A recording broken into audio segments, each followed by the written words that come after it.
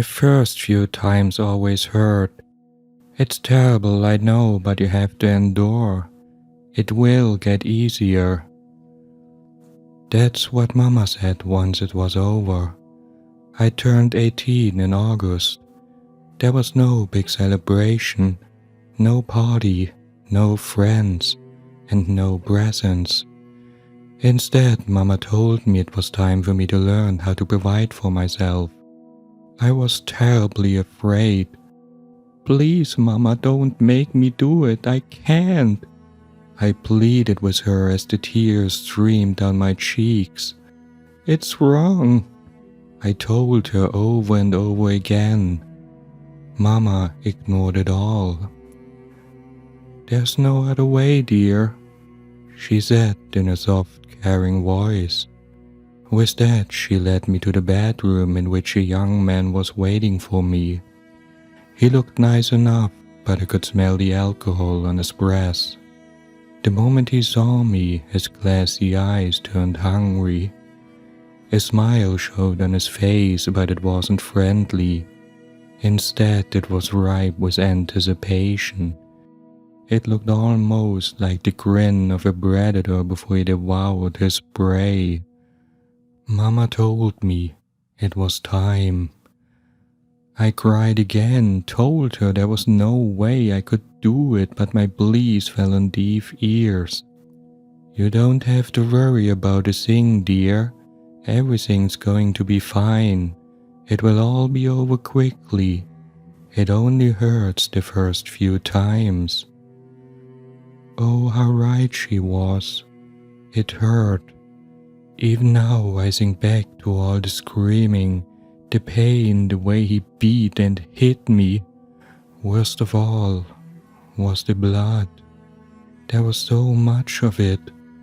I didn't know that so much blood could come from such a tiny spot. Once it was all over, I was a shivering, shaking mess. I lay on the bloodied, soiled bed, curled into a ball. I was so ashamed of myself. I felt dirty and worthless. I didn't want to think about what had happened, didn't want to feel any of it, and just wanted to forget. I lay there for hours, maybe even days. Finally, Mama came into the room and sat down on the bed next to me. She hugged me and whispered into my ear to calm down. After a few more minutes, when the tears had stopped, she helped me up and led me to the bathroom so I could clean myself. She said nothing about the blood or the state the room was in. There was nothing to worry about, she said. Mama waited for me to get out of the bath. I was still wearing my bathrobe when she motioned for me to sit down. You know, I've gotten a bit too old for this, she started to explain. With an old body such as mine, it's hard to find anyone willing to come with me. But Mama, you're still pretty and not as pretty as you, dear. She cut me off, smiling. It's time for you to learn our trade. You're in your prime. A young, bratty thing like you. You're even more beautiful than I was in my days. That all happened about a month ago. By now, Mama had brought 3 young men for me. I hated it every single time. It still hurt. I was still ashamed of myself and disgusted by what I'd become. How could anyone get used to this? Today, things were different. I'd expected Mama to bring someone over again, but that didn't happen. Instead, she told me it was time for me to go out into the streets myself. We picked out an outfit together. I guess that's what prom felt like to other young girls. At least if prom was taken out in the streets and every girl dressed like a slut. Oh, but it wasn't so bad. It was actually kind of fun to dress up and put on all that makeup. Once we were done, I felt pretty. No, beautiful. Mama said I was all sex and temptation. Out in the streets, I realized how right she was. I noticed the glances people gave me. The eyes of the men lit up the moment they saw me. Lust showed on their faces as their eyes wandered over my body and undressed me. I could almost feel their blood stirring. It wasn't only the men who eyed me though. Some women seemed to lust after me as much as the men. Others didn't bother to mask their disdain and jealousy.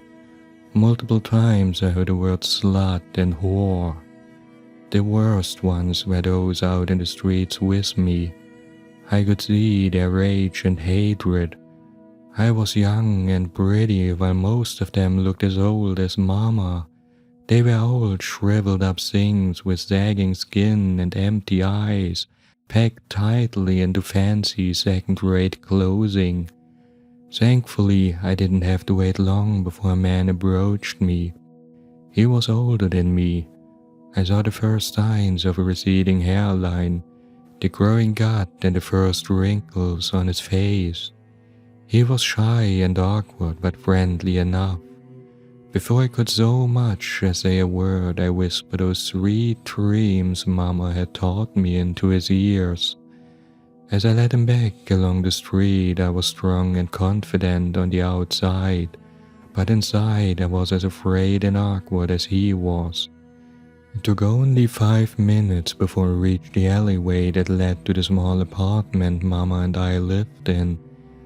I could hear him inhale and notice his smile when I opened the door.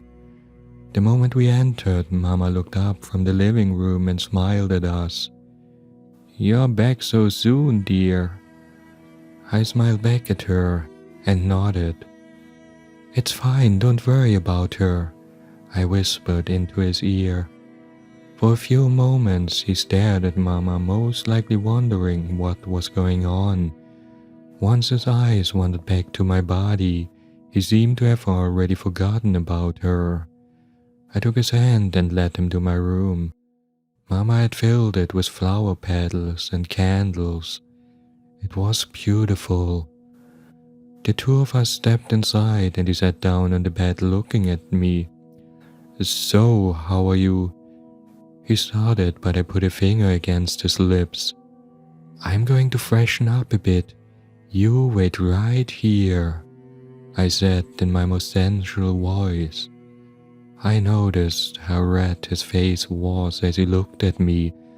I saw the sweat on his hands, the quivering of his lip, and the bulge in his pants. Then he nodded. In the bathroom, I took off my clothes and carefully put them aside. Then I washed off the smell and dirt of the city outside. He truly seemed to be a nice guy, I thought to myself. I knew they were all beasts though. They all changed. They all got wild and angry. All of them screamed at me, hit me and beat me. Once I was done, I stepped back into the room. The moment he saw my naked body, his jaw dropped. "You're absolutely perfect," he pressed out. "Take your clothes off," I commanded. Without his clothes, I could see how flabby and hairy he was. I saw his huge gut, his patchy skin, and, of course, his erection. For a moment I shuddered before I looked back into his eyes. I stepped forward, pressing my body against his and putting my arms around him. "Relax," I whispered. Then I drove my fangs into his neck. I was right. He was the same as all the rest. Like all the others, he screamed at me, beat me and hit me, trying to get free, but it was futile. With each passing second, I sucked more of the life blood from his body. After only a minute, all that remained was a withered husk. He was my fourth victim, my fourth meal. Mama was right. It only hurt the first few times. By now I'd gotten used to it. I felt nothing for them anymore, nor did I pity them. Now I saw them as what they truly were, nothing but prey.